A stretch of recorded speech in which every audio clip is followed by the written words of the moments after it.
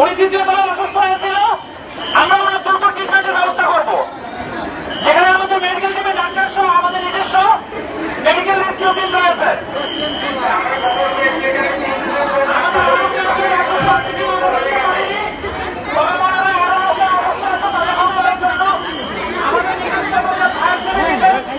এবং আমাদের নিকটতম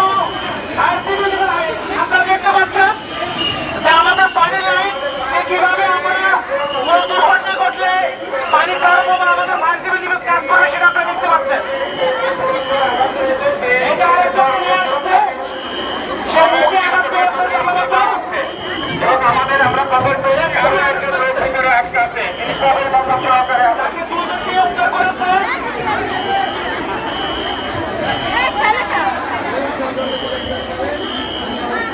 আপনারা যারা দেখতে পাচ্ছেন দেখেন, পরবর্তীতে ছবির মাধ্যমে দেখতে পাচ্ছেন অলরেডি আমাদের কিন্তু অগ্নি নির্বাপন কাজ চলছে। ওর পাশ দিয়ে আমাদের ফায়ার ফাইটিং টিম আরেকজন খুবই গুরুত্বপূর্ণ ফায়ার ফাইটিং টিম অলরেডি অগ্নি নির্বাপন কাজ করছে। আপনারা দেখতে পাচ্ছেন ওইদিকে পানির প্রবাহ যাচ্ছে।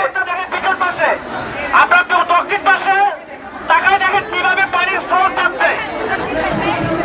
আমাদের ত্রিশীয় আহত ব্যক্তিকে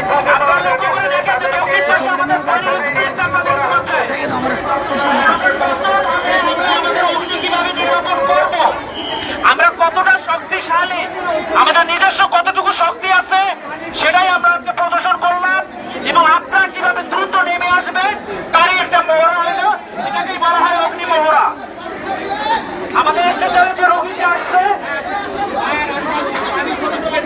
পানির ছবি তুলে নেন। Thank you.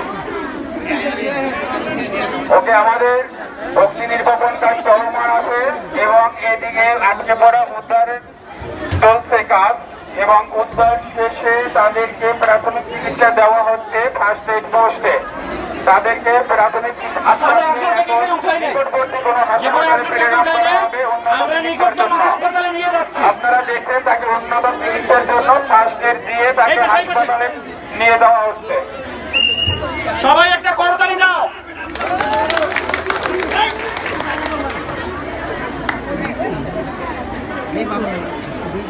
এটা কি বেশি হল হয়েছে?